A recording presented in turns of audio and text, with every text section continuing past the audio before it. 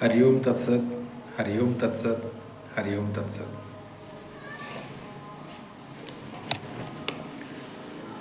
Research methodology बा गवेषणा पद्धति यह हेउची एक वैज्ञानिक और सुसंगठित प्रणाली जहाँ माध्यम कौनसी निर्दिष्ट विषय रे तथ्य संग्रह करा जाई एक सठिक सिद्धांत रे पहुँचा जाए। योग विज्ञान क्षेत्र में यार भूमिका अत्यंत गुरुत्वपूर्ण। गवेषणा पद्धति कौन? गवेषणा पद्धति होची सही नियम बा कौशल जहाँ को जड़े गवेषक निजर गवेषणा कार्य को सफल करने व्यवहार करते। यहाँ गवेषणार रूपरेख प्रस्तुत करिबारे एवं प्रमाण संग्रह करिबारे साहाय्य करथाय। गवेषणार प्रकार केते प्रकार गवेषणा प्रणाली अच्छे। योग एवं अन्यान्य विषय रे गवेषणा मुख्यतः किछि विभाग रे विभक्त है।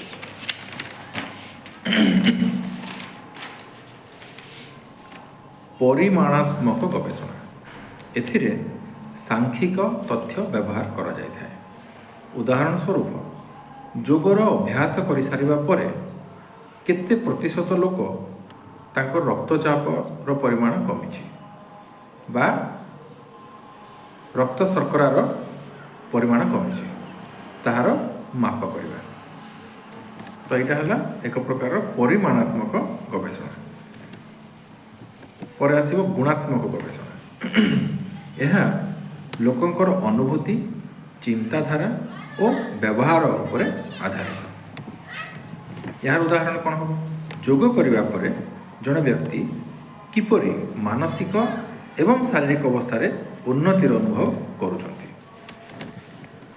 शरीर केते फ्लेक्सिबल हो पारुची, मनरे केते प्रफुल्लता आसुची, सतेजता आसुची, यार गवेषणा करबा अनुध्यान करबा एटा गुणात्मक गवेषणार परिचय।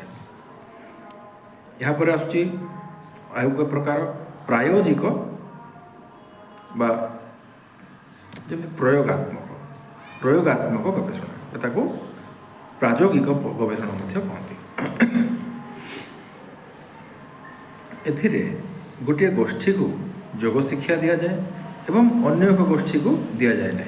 यहाँ गोटे एग्जाम्पल गोटे उदाहरण स्वरूप कहुच्छे गोटे गोष्ठी को आम योग शिक्षा देवा एवं अन्य गोष्ठी को कौन प्रकार शिक्षा देवा ना। तापर उभय मध्य परिवर्तनटा को आम तुलना करवा एवं सही तथ्य को पुणी थे आमर आग को गवेषणा को बढ़ावा व्यवहार करवा। से जो तथ्यटा आसुची ताको प्रायोगिक गवेषणा भितर आम गणित करवा। आउ सर्वशेष वर्णनात्मक गवेषणा गोटे वर्णना कर वर्तमान स्थिति को सर्भे बा प्रश्नावली माध्यम वर्णना करा जाए। यहाँ हूँ वर्णनात्मक गवेषणा। बर्तमान आम बुझा गवेषणार गुरुत्वटा। गवेषणा प्रणाली सदा सर्वदा मानव सभ्यतार उन्नतिर शिखर को छुईवाई निजर गुरुत्व को प्रमाणित करिछि। मानव एकमात्र जीव यही 84 लाख योनि मध्यरु जी गवेषणा करके निजर प्राधान्यता को यथार्थ दर्शाई पारे। अन्य कौनसी प्राणी गवेषणात्मक नुहंती, केवल मानव ही गवेषणा कर।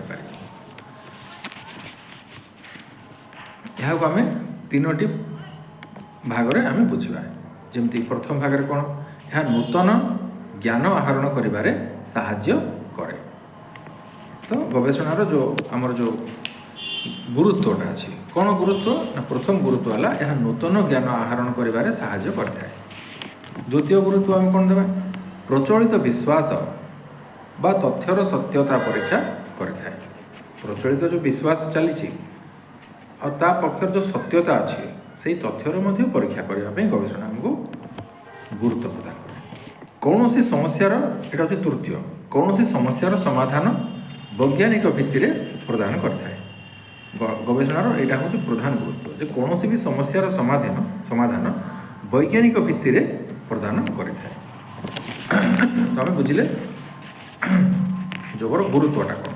बर्तमान आम योग क्षेत्र में गवेषणार उपयोगिता विषय में बुझा जेहेतु आम गवेषणा प्रणाली विषय चर्चा करुचे तो आम जेहेतु जोग क्षेत्र में अच्छे तो जोग क्षेत्र ही गवेषणार जो उपयोगिता अच्छी जो सिग्निफिकेंस तो से विषय आम आलोचना करवा।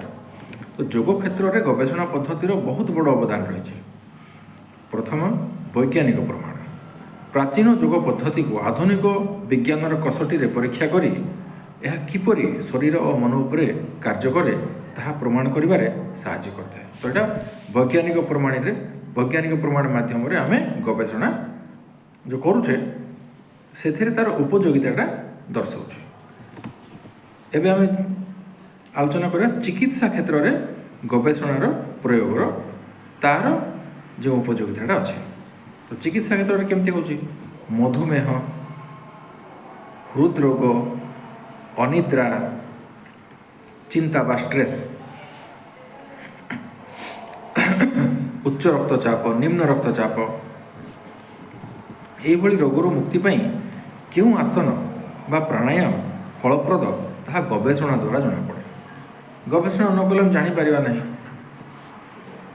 किसी गोष्ठी को लेकिन आम जदि रक्त शर्करा बढ़ी जाइए जार कि रक्तचाप बढ़ी जाइए जार से कौ प्राणायाम कौ आसन कले से जिनसटा जो रोगरे जिनसटा को तल को आसूची मापरे तो से जिनस आम गवेषणा मध्यम जापर।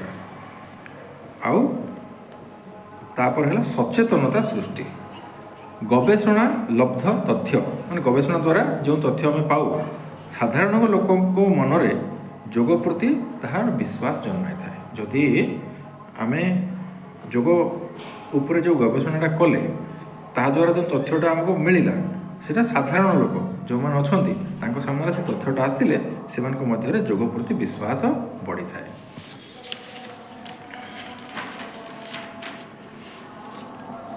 तापर आसुची पाठ्यक्रम प्रस्तुति पाठ्यक्रम जो प्रस्तुतिकरण हुए से प्रधानतः गवेषणात्मक भाव में जिते आम प्रमाणित करदे जो यहाँ आमपाई उपयोगी तापर पाठ्यक्रम तार प्रस्तुति हुए। जोग शिक्षा को एक व्यवस्थित शिक्षा भाव गढ़ी तोड़ापी गवेषणार आवश्यक अति आवश्यक। तो से पाठ्यक्रम प्रस्तुति प्रथम गवेषणा हम तापर लाभ को जो आम तथ्य पाइबा तापर पाठ्यक्रम प्रस्तुति आम आग को बढ़ी पार। शेष में प्राचीन शास्त्रर पुनरुद्धार यही क्षेत्र में गवेषणार केते आवश्यकता अच्छी देख पातंजल योगसूत्र हठयोग प्रदीपिका घेरंड संहिता शिवसूत्र यही प्रकार जो प्राचीन एवं जटिल ग्रंथर थिबार जो तथ्य ताको सहज भाव में व्याख्या करने जो लिटेरारी रिसर्च बा साहित्यिक गवेषणा मध्य से जो करा जाय थाए ताहा आमर यही आधुनिक जीवन शैली आधुनिक जगत पे सेटा अति आवश्यक। से यहाँ गोटे गुरुत्वपूर्ण विषय जो गवेषणा आमर जोग क्षेत्र में केते आवश्यक पड़ुछि। शेष में आम सारांश देखा गवेषणा पद्धति जोग को केवल एक आध्यात्मिक अभ्यास मध्य सीमित न रखी यहाँ को एक जीवन रक्षाकारी विज्ञान भाव में विश्व दरबार में प्रतिष्ठित कर जोग दिवस जो आमर वर्ल्ड योगा डे जोड़ा भारत देइछि विश्व को ताहा एते आदृत होगा पछरे गवेषणा ही अच्छी। हरि ओम तत्सत हरि ओम तत्सत हरि ओम तत्सत।